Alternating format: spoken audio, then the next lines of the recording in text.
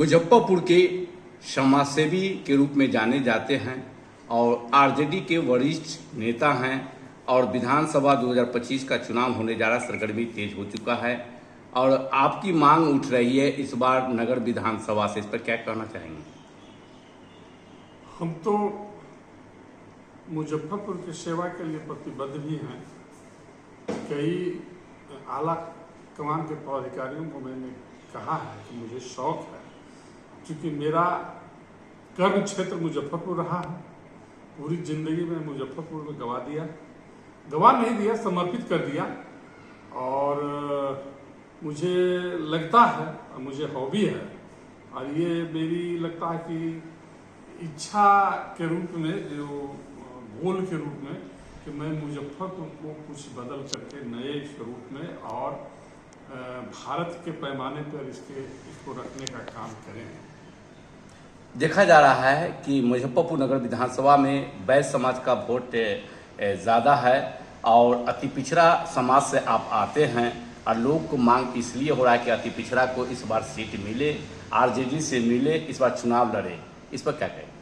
मुझे तो लगता है अति पिछड़ा और वैश्य की बात नहीं है। हमको तो मुजफ्फरपुर के पूरे जनता पर विश्वास है।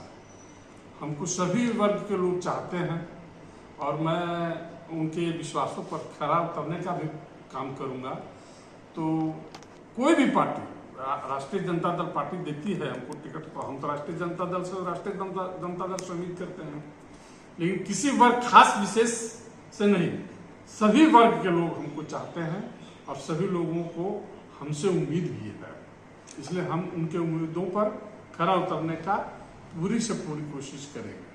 अल्पसंख्यक समुदाय के कार्यकर्ता पदाधिकारी जो भी हैं, वो लोग का भी मांग आपके लिए उठ रहा है कि बहुत अच्छे हैं, हम लोग को सुख दुख में साथ देते हैं, हर समस्या का वो हल कराते हैं, इसलिए हम लोग उम्मीदवार बनाना चाहते हैं। इस पर क्या कहेंगे? ये तो हम लोग का स्वभाव है, लेकिन वो ऐसा अप्रिशिएट कर रहे हैं, हमको तवज्जो दे रहे हैं कि ये उनकी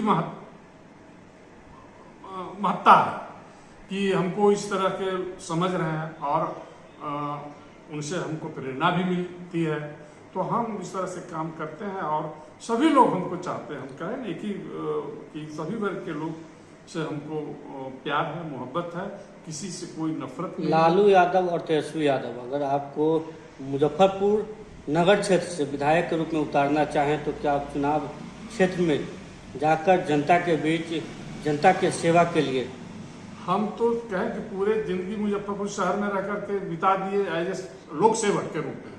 आप सरकार के रूप में भी सेवा देना चाहते हैं, समाज के रूप में भी सेवा देना चाहते हैं, मुजफ्फरपुर के बेटा के रूप में यहाँ सेवा देना चाहते हैं और हम देंगे। हम प्रतिबद्ध हैं मुजफ्फरपुर के लिए, एक नए आयाम के रूप में देंगे हम, जो पौराणिक विचारधारा से ऊपर उठ कर करके एक तकनीकी विचारधारा के साथ हम यहाँ की सेवा देना चाहते हैं।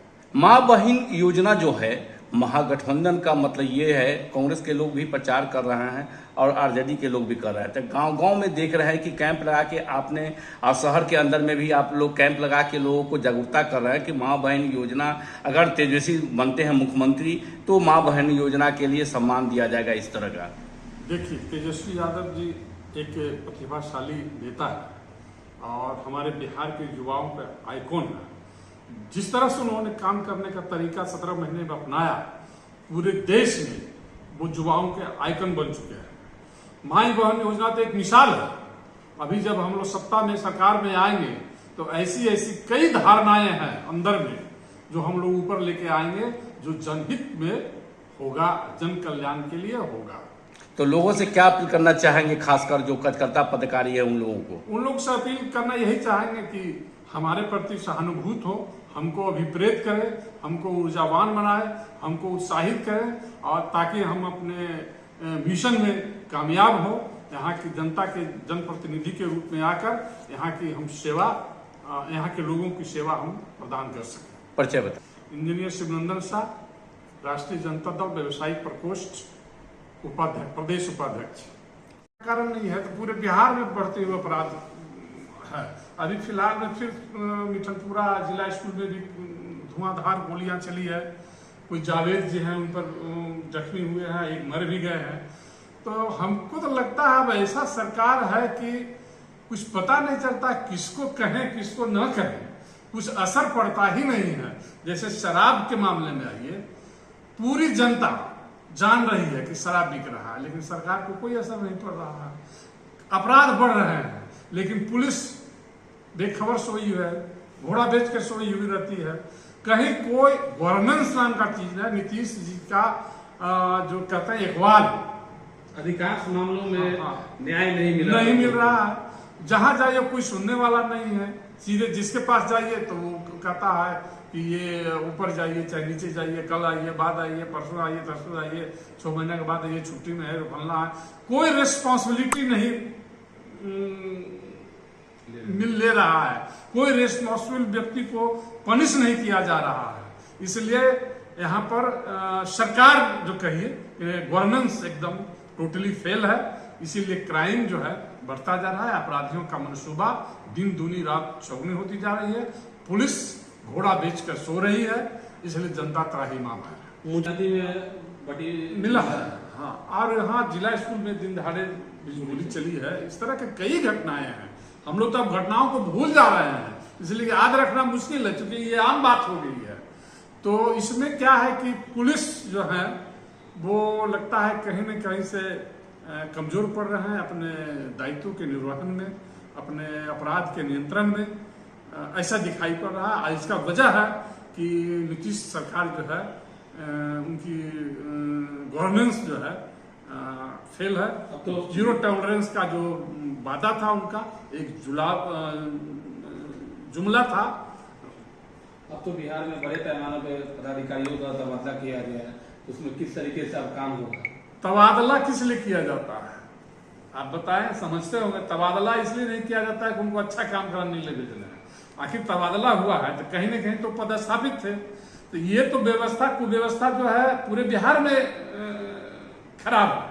तो कहीं खराब से ही खराब जगह में आए होंगे या अच्छा जगह में आएंगे, तो वहां भी यही स्थिति होगी और यहाँ भी यही स्थिति। कोई परिवर्तन, कोई भय नहीं रहा। आपने समझी नीति बनाया गया था नीतीश कुमार जी के द्वारा।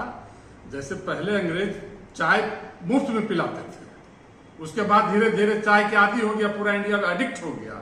उसी तरह से नीतीश कुमार ने पंचायत वाइज सरकार शराब की दुकान खुलवाई, लाइसेंसी शराब की दुकान। उसके बाद एकदम एडहॉक बेसिस पर उसको सस्पेंड किया, बंद किया, कानून में लाके उसको अपराध की श्रेणी में दे दिया।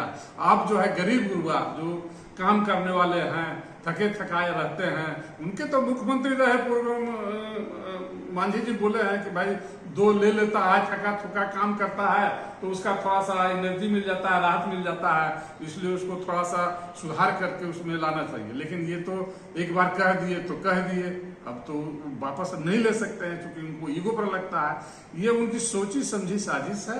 इलेक्टोरल बॉन्ड की तरह ये शराब का कानून हो गया है।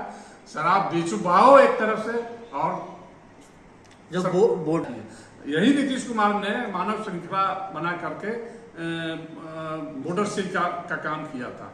तो फिर आप इस तरह के कानून में क्यों नहीं आप आ रहे हैं, क्यों फेल हो रहा है आपका कानून?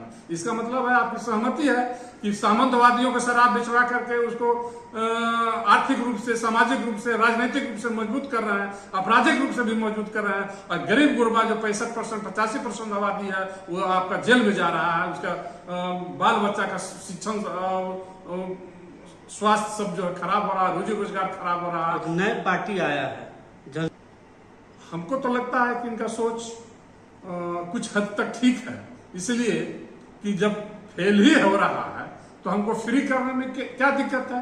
कम से कम गवर्नमेंट रेवेन्यू तो आएगा। और एक तरफ जो इकोनॉमिकल गैप हो रहा है, एक तरफ शराब बेच करके लोग बहुत ज्यादा धनी मनी हो रहे हैं, और दूसरे तरफ जो थोड़ा बहुत मजदूरी करने वाले आदमी शराब पी लेते हैं कभी कभार, तो वो जेल चले जाते हैं, उनकी आर्थिक स्थिति, शैक्षणिक स्थिति, सामाजिक स्थिति खराब हो जाती है। तो ये तो समाज को गैप करने का काम हो रहा है, गैप बढ़ रहा है लोगों में, गरीबों और अमीरों में।